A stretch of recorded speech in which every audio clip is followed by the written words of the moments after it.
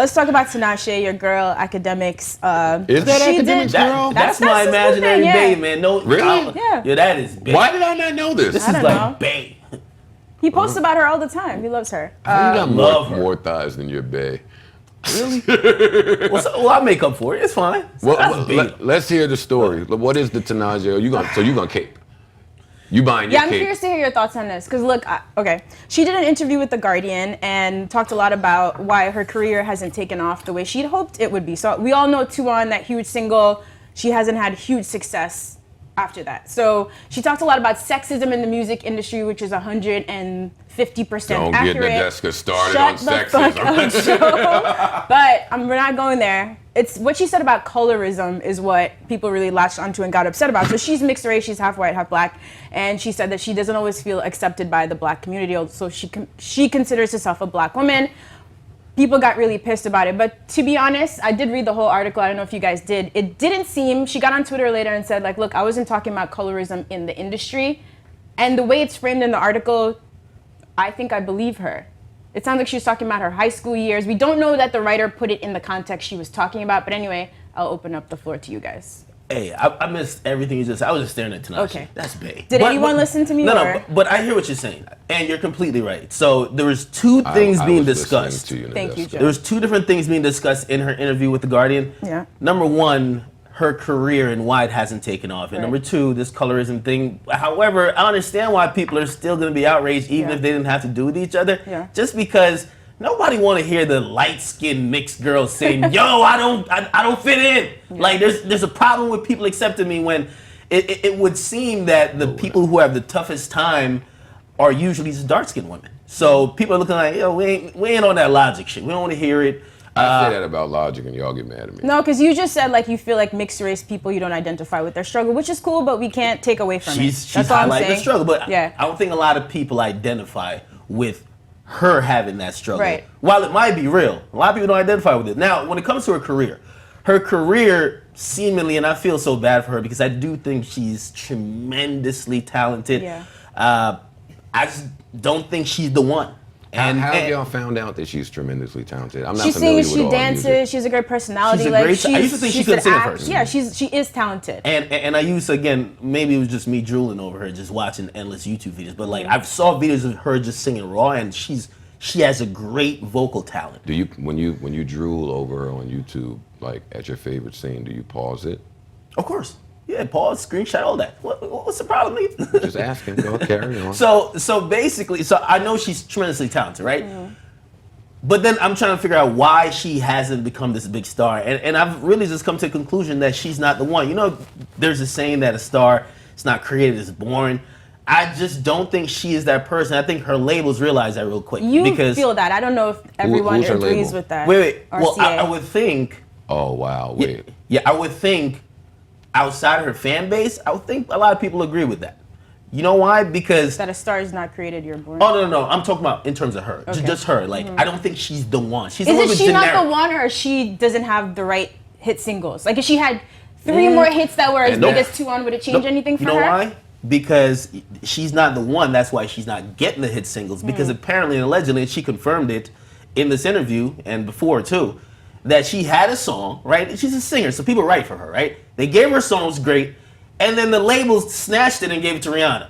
Probably and then gave it back. It sounded like. Well, what does that tell you? If we're taking songs from you to give to Rihanna, or we're just... Well, time out. I know that happens frequently. A lot of people going to get their songs taken away from them when it's Rihanna. Well, she did feel a certain type of way. That was her title track for her album. She was really anticipating it, and the label's like, this would be way better with her.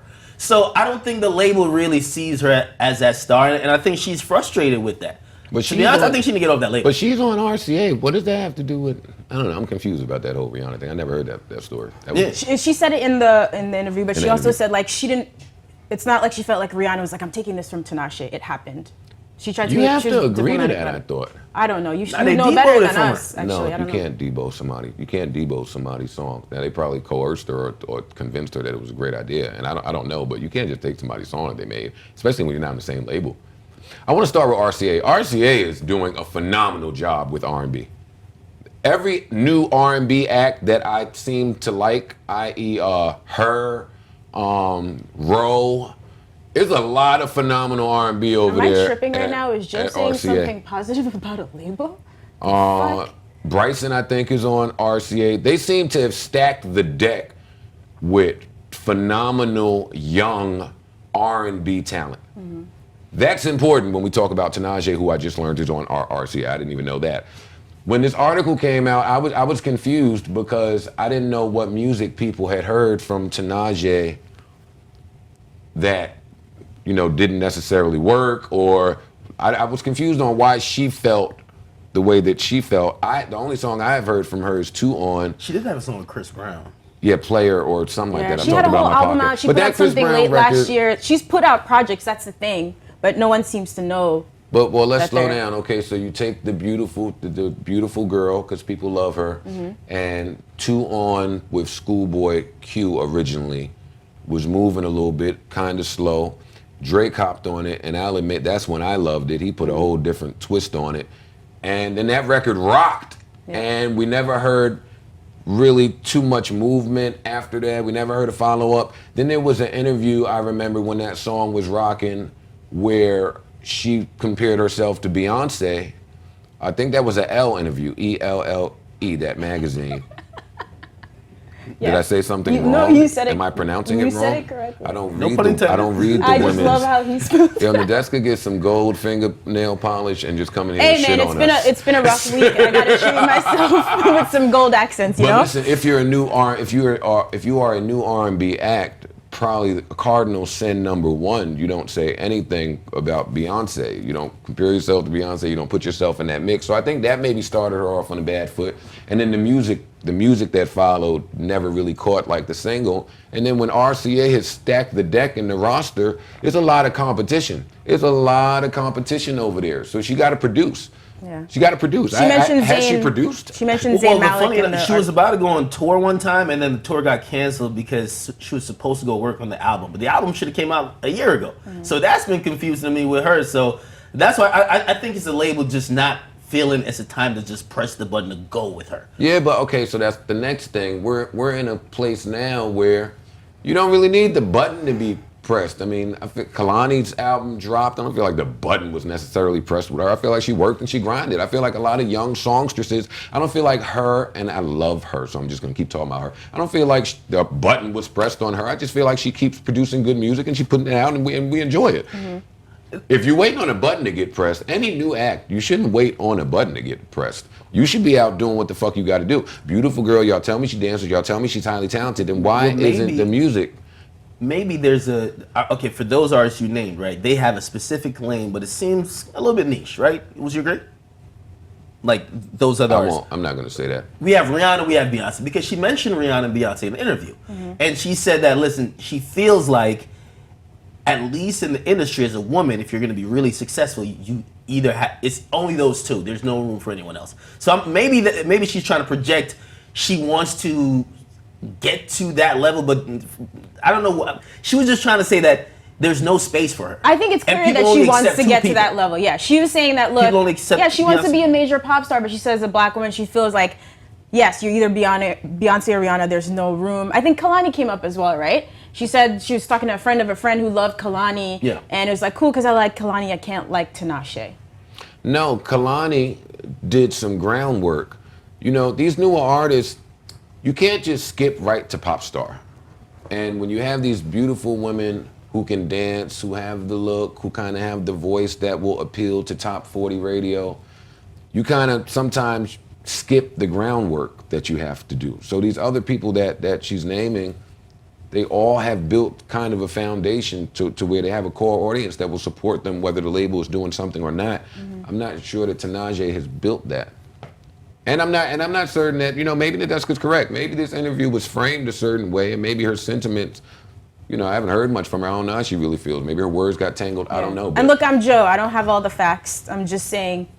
You know what I mean? Sorry, I feel like that's part of it. Like, just saying from the way the article was structured, he did mention that she was talking about that in reference to her high school years. She dropped out of school. She felt like people were hating on her. So we don't know if she was talking about in the industry or not. It could have just been framed the wrong way. So. Just putting that out there. Probably so. We don't know. We can't prove it. We can't prove somebody's intent. Listen, all musicians, when all else seems to be failing.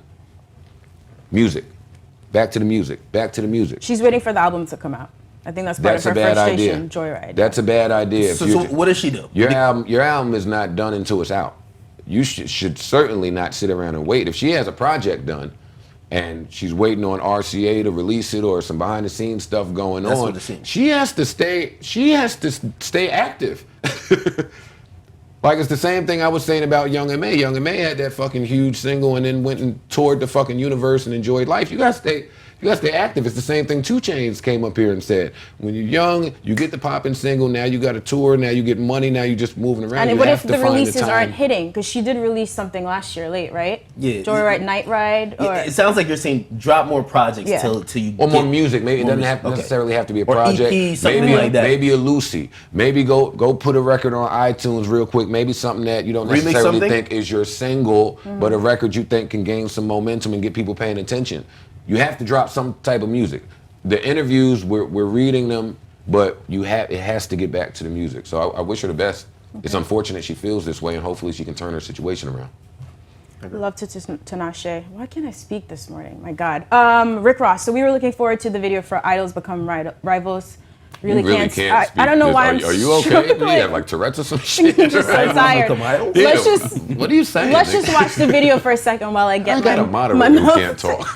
Come on, Joe. Your life, he gave you what there was to gain. I watched this whole debacle, so I'm part to blame. Last request, can all producers please get paid?